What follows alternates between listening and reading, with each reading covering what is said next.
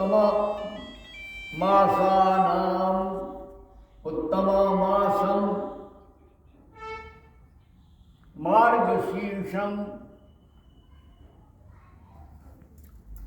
ज्ञानदम। मासों में उत्तम मास मार्गशीर्ष है। यहां साधारण सी भाषा में से अगहन कहते हैं।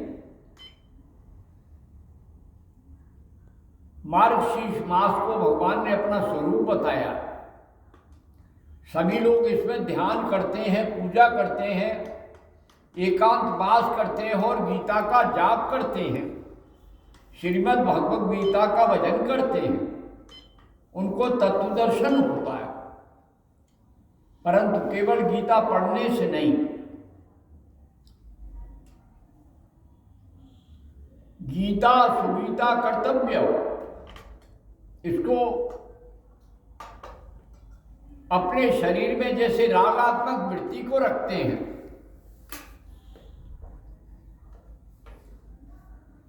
इसके 18वें अध्याय, एक एक अध्याय में तत्वदर्शन का स्वरूप है। प्रारंभ से अंत तक जो श्रीमद् भगवद गीता का दर्शन अपने जीवन में उतारता है, उसे क्या नहीं मिलता।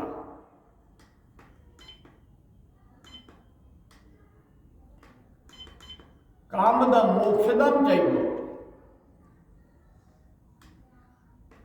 कामदम मोक्षदम चैव। श्रीमद् भगवद गीता सर्व रोग हरा। मन बुद्धि अहंकार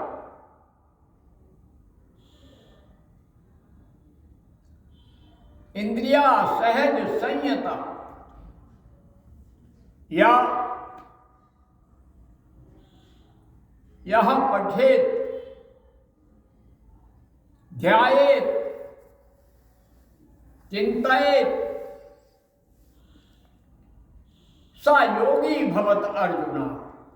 हे अर्जुन, वो योगी हो जाता है।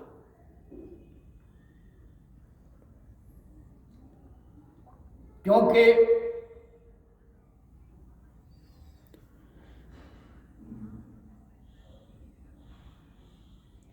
योगी सर्वश्रेष्ठ है। तपस्विभ्यो अधिको योगी, ज्ञानेभ्यो अधिको मता, कर्मेभ्यो अधिको योगी, तस्मात् योगी भव अर्जुन। ज्ञानियों में, तपस्वियों में और कर्म के अहंकार रखे हुए में सब में योगी श्रेष्ठ है। तो संपूर्ण गीता का इस मास में श्रीमद् भागवत गीता पढ़नी चाहिए, भागवत पुराण का अध्ययन करना चाहिए और हरि के चिंतन में विलीन होकर हरि को पाने का प्रयास करना चाहिए। भगवान श्री कृष्ण का जो भी परम संदेश है, जो इसमें नहा लेता है उसका पुनर्जन्म न विद्यते, उसका दोबारा जन्म नहीं होता। अनेक धर्मों ने हमारी सूक्तियों को ले लिया कि जन्म नहीं होता, जन्म नहीं होता, लेकिन संपूर्ण चेतना के शून्य बिना हुए तो जन्म होगा ही। एक भी इच्छा शेष रह जाने पर जन्म रहता है, इच्छा शून्य होने पर। इच्छा बंधन का कारण है। इसलिए भगवान श्री कृष्ण कहते हैं कि इच्छा, जिसकी कामनाएं समाप्त हो गई हैं, जिसकी वासनाएं समाप्त हो गई हैं, जिसकी रागात्मक प्रवृत्तियां समाप्त हो गई हैं, रागातीतम निरंजनम, भावातीतम निरंजनम, ज्ञानातीतम निरंजनम, इन सब से ऊपर चला गया है, वो निरंजन को प्राप्त कर सकता है।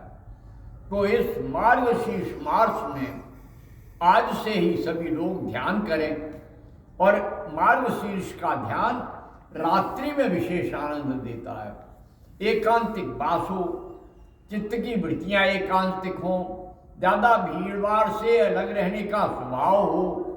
भगवान कृष्ण कहते हैं कि वही मुझे प्रिय हैं जो भीड़भाड़ से अलग रहते हैं, एकांतिक स्वभाव रखते हैं, प्रभु के चिंतन में निरंतर चेतना लगाए रहते हैं। इसलिए सभी लोगों से यही आग्रह करते हैं प्रभु कि मेरे जैसे हो जाओ, तो जैसे हो वैसे ही बनो। यथार्थ स्व तद्द्रष्टु स्वरूप अवस्थानम।